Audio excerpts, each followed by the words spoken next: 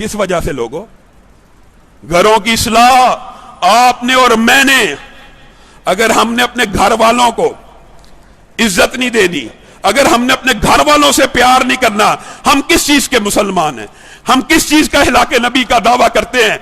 हम औरत को क्या पांव की जूती या घर की लोंडी या घर की नौकरानी समझ के लेके आते हैं? और लोगों, नबी करीम सल्लल्लाहु अलैहि वसल्लम के उसवे के ऊपर गौर करो।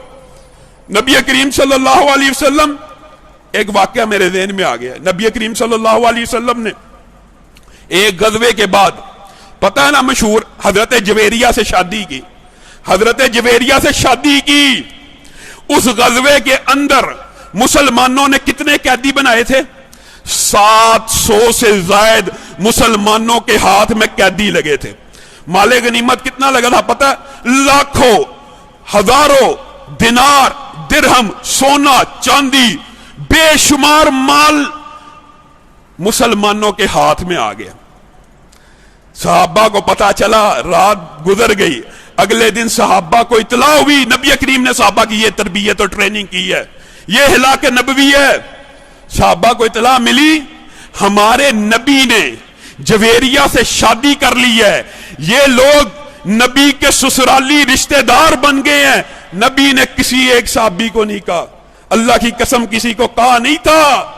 उनके दिल के अंदर नबी के ससुराल का इतना एहतराम आया, सारे सहाबा ने एक घंटा नहीं गुजरा 700 के 700 कैदियों को आजाद कर दिया कि ये हमारे नबी का ससुराल है।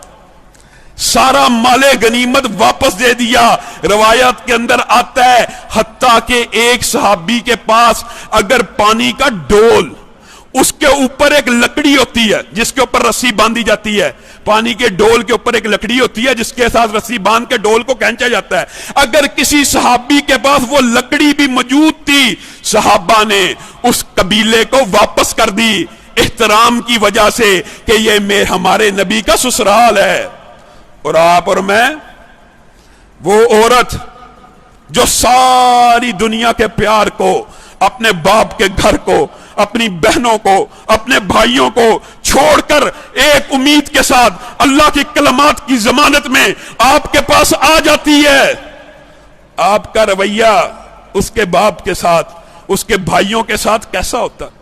हमारा मुआशरा बरे सगीर का, अल्लाह माफ करे, नबी करीम फरमाते हैं इज्जत की सबसे बड़ी जगह अपने वालिदैन के बाद कौन सी है? उस बंदे की इज्जत है वालिदैन के बाद जो एहसान करते हुए तुम्हें अपने जिगर का टुकड़ा दे दे। और सबसे ज्यादा इज्जत की जगह किसकी है? जो तुम पे एहसान करते हुए अपनी बहन दे दे। बर्रे सगीर में इस रिश्ते का नाम क्या डाला हुआ है? साला शरीफ साहब। ऐसा नाम है, नाम ही गाली है जैसे, नाउजुबिल्ला। बरे सगीर का माहौल है ना, इज्जत और एहतराम। नबी करीम सल्लल्लाहु अलैहि वसल्लम अपनी अज़वाज मुतहरात के करीबी रिश्तेदारों को कैसे देते थे?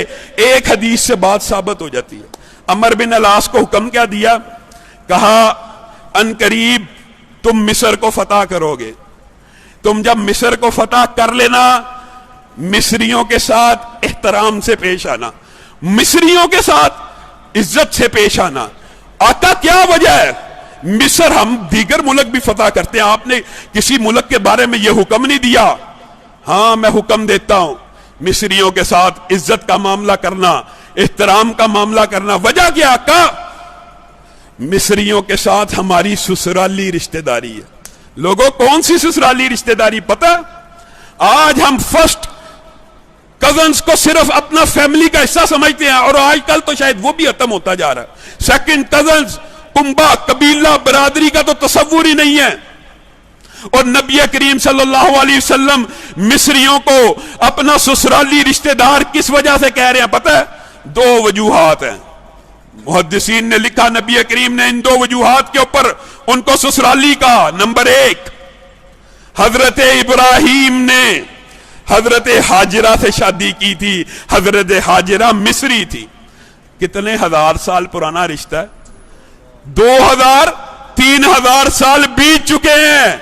امی ہاجرہ کا احترام نبی کریم صحابہ کو بیان کر رہے ہیں. مصر کو فتح کرنا، ان کی عزت کرنا، ان کے ساتھ ہماری سسرالی رشتہ داری ہے. اور دوسری بات، حضرت ماریہ قبطیہ جو تھی وہ بھی مصر سے آئی تھی. جب حضرت عمر بن العاص نے، آپ کو پتا صرف اس ایک حدیث کی وجہ سے کتنے مصری مسلمان ہوئے تھے. جب عمر بن العاص نے ابو مریم کو اور دوسرے عالم کو عیسائیوں کے بلایا اور ان کو کہا ہم تم سے جزیہ بھی نرم کرتے ہیں، ہم تمہارے پہ ٹیکس بھی کم کرتے ہیں، جو تمہارے گرجہانوں کے رکھوالے ہیں انہی کے سپرد ہے، جن کے پاس جو کھیت ہے انہی کے سپرد ہے، جو جس کام میں لگا ہوا ہے آج سے ہمارا ملازم ہم تنہا دیں گے. انہوں نے کہا یہ کیسے فاتح ہیں؟ فتح بھی انہوں نے کیا، تنہائیں بھی ہمیں دینا شروع ہو گئی ہے. ہمارے اوپر حکمرانی کرنے کی بجائے، ہم سے کام لینے کی بجائے، ہم سے ٹیکس لینے کی بجائے ہمیں نوکریاں بانٹ رہے ہیں، ہمیں عزت احترام دے رہے ہیں. عمر بن العاص نے کہا ابو مریم تجھے پتا ہے ہم یہ معاملہ تمہارے ساتھ کیوں کر رہے ہیں؟ کیوں کر رہے ہو؟ کیونکہ ہمارے نبی نے ہمیں حکم دیا تھا، یہ جو حکم دیا تھا کہ مصر کو فتح کرو گے ان کے ساتھ تمہاری سسرالی رشتہ داری ہے. ابو مریم کی آنکھوں میں آنسو آ گئے. کہا سچ کہہ رہے ہو؟ سچ بول رہے ہو؟ کہا اللہ کی قسم سچ کہہ رہا ہوں، اسی وجہ سے عزت اور احترام دے رہا ہوں. ابو مریم نے کہا اللہ کی قسم اتنی خوبصورت وصیت نبی کے علاوہ کوئی نہیں کر سکتا. مصر تقریباً آدھا نبی کریم کی اس وصیت کی وجہ سے مسلمان ہو گیا.